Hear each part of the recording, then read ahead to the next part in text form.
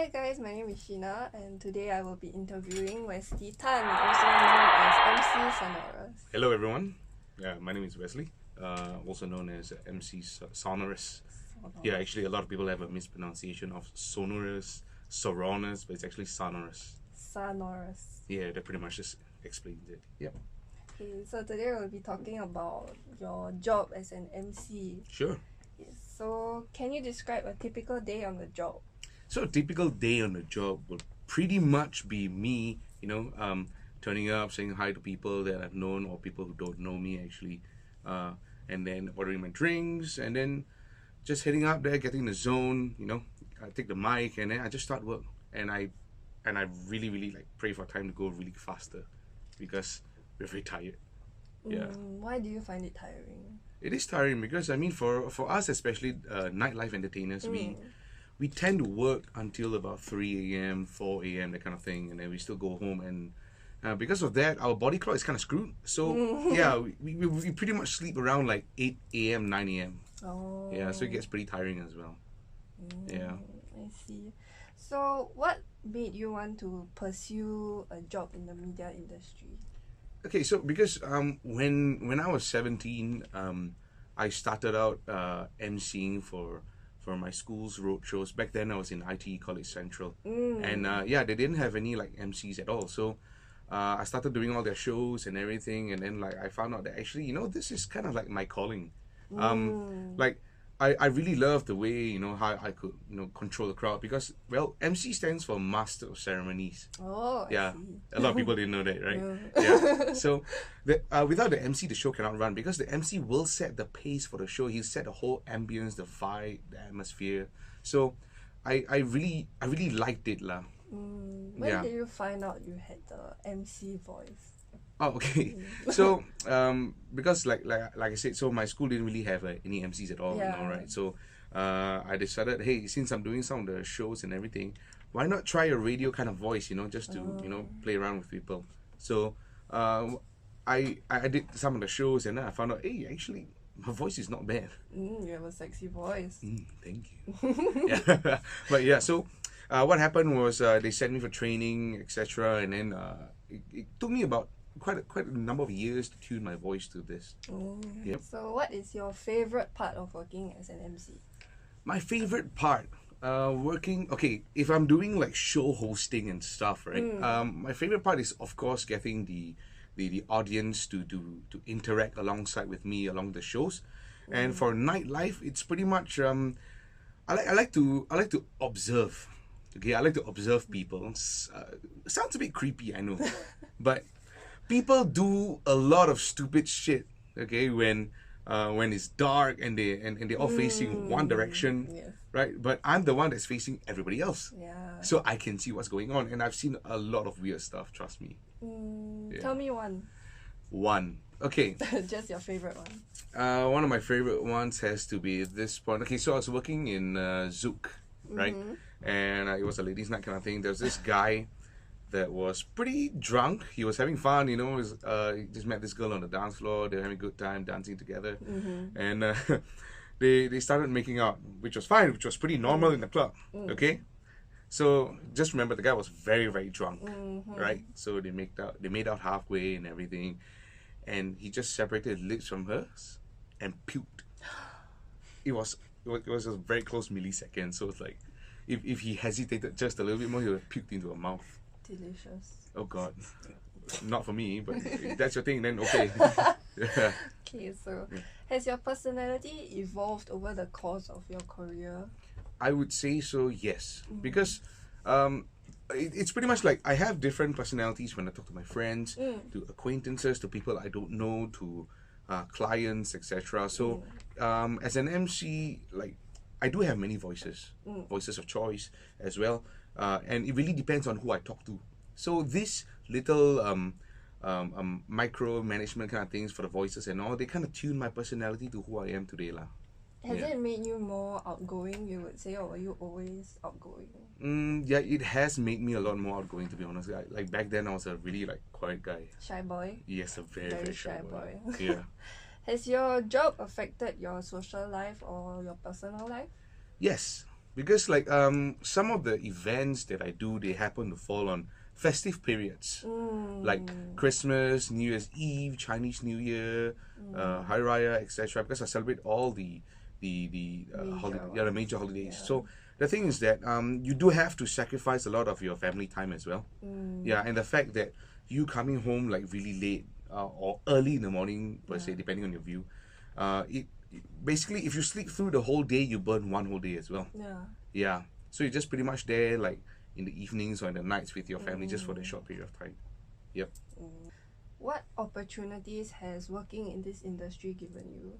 Okay, so I have been to a festival. Okay, so this festival has gotten me and my DJ over to Ho Chi Minh City in Vietnam. Wow. Yeah, and they gave us the opportunity to open up for one of the top 10 DJs in the world, Afrojack.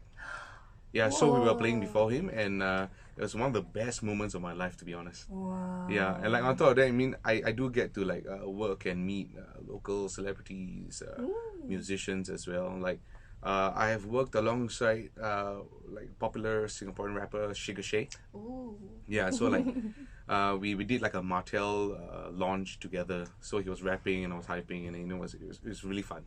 Yeah. Okay. After many years of working in this industry, do you still find joy going to work? Okay, that's the thing, because no matter what industry you work in, right? So you will get burned out Yeah. eventually. So I've been doing this for about 6 over years. Yeah. Yeah, so yes, it does get tiring. Yeah, Like I can it becomes a routine. You see, that's the Yeah. problem. So I'm always looking forward to newer music, newer genre, you know, fresher styles and everything. That kind of perks me up. Like people that I've never worked with before, and then you know them showcasing themselves in the industry, and me supporting them alongside on the mic. You know, that's what I really live for. Yeah. Is there anything behind the scenes that actually keeps you going? Yes. What? My bills. Okay. Man's gotta eat. Man's gotta sleep. Yeah. Okay, tell me your most memorable experience other than the Ho Chi Minh and the guy vomiting. Most memorable experience. Yeah. Honestly, I would still say one of the most memorable will be doing Zouk Out. Yeah, in 2018 I did the Sunrise set, and I mean it was a very nice experience to do the last and final set of a very big festival that's known worldwide, and you know, have the crowd respond to you as well, and it's just a vibe, you know, that you will never be able to replicate anywhere else. Yeah. So have you ever experienced like nightmares, the worst nightmare, the worst possible experience? The worst client? Yeah, I have had clients for like when I do events, hosting and everything. They get quite demanding. Yeah. And some of their requests can be quite strange. Yeah. Also. Like there was I remember like my when I started out one of my first shows, the client came and told me and my hirer or whoever lah. So said that you know, I wasn't really talking enough, but actually I was talking like every 10 minutes. So I think what she meant was that I wasn't pushing the sales enough. Yeah, so okay, so I mean, if you think that I'm not doing enough, fine, you know, I'm just gonna show you what I can do. And yeah, they exceeded the target by the end of everything. So It was a roadshow kind of thing, is it? yeah. What characteristics do you think a good MC needs? Okay, first thing first, as an MC, you need to be outspoken. Okay, you need to constantly smile, no matter what the situation is. Yeah, because your job is pretty much, you're handling the whole show. You see, so anything that goes wrong, everybody will look to you first. You need to be able to think on the fly. You need to be able to resolve issues on the fly as well. And one of the most important things I would say is how you sound. Because like you can sound very cheerful and jovial, but there is a certain limit to it, because I think like for example, if you're selling or let's say if you're doing a roadshow for Swarovski, okay, they sell crystals and everything, and you sound really cheerful and jovial instead of sounding very prim and proper, it kind of spoils the show. So how you sound according to what event is very important. Try to sell me this microphone then. Well, do you like how you sound on this microphone? If yes, purchase it now. For how much? That's a good question actually. Well, I don't even know what kind of microphone this is. It's condenser, but I don't know brand. So yeah. Okay, so how does one start to get in this industry? How do you think someone who wants to pursue this industry should start? I would say hone your crafts first. So basically, ensure that you're ready to step out in the industry and showcase who you are. Make that difference. Because a lot of people they tend to try and follow someone, follow in their footsteps. But you should be, forging your own path. That's the problem. So your own identity. yes, that's very important. That's what a lot of entertainers in the nightlife industry are kind of lacking these days. Yeah, because what they're after is the fame and the fortune, but not for the passion. Yeah. So I would say that maybe if you want to start, rule number one, always be humble.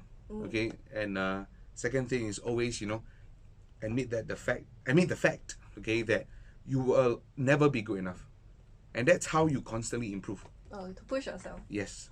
If you constantly tell yourself, you know what, I'm the best in this. Yeah, and then you're just gonna be stuck there. But if you tell yourself that I can be better, yeah, that's what I do. I mean, after 6 years and being one of Singapore's top 5 right now, I still tell myself I'm not good enough. There's always a bigger stage, a bigger show. You're good enough. Thank you. Do you have any advice for any aspiring little MC Sonorus? First thing first, don't try to be me. Be you. Yes. That's very important, because I don't want to see any more of me. I've already seen enough. Like whenever I wake up, look at myself in the mirror, that kind of thing. But I want to see what people can bring, to the industry. What kind of vibes they can bring, the atmosphere, personalities, etc. Because personality is key, no matter what, as an MC. So I would say find a persona. A persona is very important. A persona that works. So like for me, I have this persona when I'm talking right now. I also have a persona when I'm talking to my clients. I also have a persona when I'm at home, chilling with my friends or my family. So knowing how to differentiate which persona is which and setting a baseline is very important. Yeah. So where do you foresee yourself in the near future? So so as of now, what I'm doing is I'm working at my friend's bar. I'm doing a lot of guest relations because I'm trying to help him boost some sales as well, bringing in the people in the network I know. And at the same time, I'm still doing my nightlife job as well. But what I'm trying to do is start my own voice-over advertisement kind of service, and just put a voice out and then get people to, the clients especially, if you like my voice, that kind of thing, just hire me. I'll do the clip for you, the voice clips based on your advertisement, etc. And perhaps maybe one day, if it's not too difficult, I might do radio, maybe in the later years. I would love to hear you. Yeah, because apparently, for males, we go through a second form of puberty actually. Yeah, I think it's roughly around 35 or 40. Our voice will change again. Yeah. Oh dear. Voice will go huskier. Oh no, you're gonna sound like a lawnmower. A lawnmower. All the things you can think of, you think of a lawnmower. But yeah, so perhaps maybe do my road shows, my events, do some voiceovers as well. I don't mind doing corporate jobs, but it has to be something that allows me to express myself creatively and not just desk bound, And then maybe perhaps one day I'll do radio. Okay, so final question. I think everybody wants to know, how did you come up with the name MC Sonorus? Okay. I ran through quite a number of names that were quite disagreeable. So such as? Okay. Back then when I was still studying in like IT and everything else, so I had a nickname. They used to call me Fartacus. Yeah, because my farts were very potent. And for a period of time, I was thinking, should I use that as my stage name? No. Yeah. Could you imagine? Yeah, I'm pretty glad I didn't lah. So imagine hey, do you know that Fartacus? MC Sonorus? Who's that? I mean, it will be quite unique, to be honest. Yeah, no, it's not unique enough. headlining at Zouk. Okay, MC yeah. Sonorus. See, that's one of the issues that I identified because it's branding also. Okay, then I came up with something called Grizzly Bee, which was very lame because I was grizzly, you know, like the hair and stuff. Because you look like a bear. Yeah, people call me a bear anyway, so Okay. it wasn't very nice. Not cool. Okay, so when I used to be a big fan of Harry Potter. Because I grew up reading all the books and everything and watching the movies, etc. So I remember in Harry Potter and the Triwizard Tournament, was it the 5th or 6th? I can't remember. Yeah, but so there was this part where they attended a Quidditch World Cup. Okay, so I remembered reading in the book that the commentator actually took his wand out, tapped his throat with his mic with the wand, and he uttered the spell Sonorus, and his voice amplified across the stadium. Whoa. Second thing, my stage name Sonorus is spelled Sonorus. Yes. But in Latin, okay, there's also a word called sonorous with an extra O at the back. So it's Sonorous. But sonorous lah. So basically the Latin meaning for that is a meaningfully deep and imposing sound. Yeah. So the art of naming is very important lah. Because what you name yourself, you know, it'll stick throughout no matter what. Yeah. That's why I never went with like Farticus lah. I would have regretted it terribly. Yeah. Thank you, Wesley, for being here. No problem, it's my pleasure. And I also like to give a shout out to Tracy. I know you're watching this. They've told me that you're showing them my profile, the wigs and the videos and everything else. Shout out to you. And I hope you still remember like the rest of us because we never forgot you. Yeah. Alright, Cheers. thank you. Bye. Alright, thank you. Bye.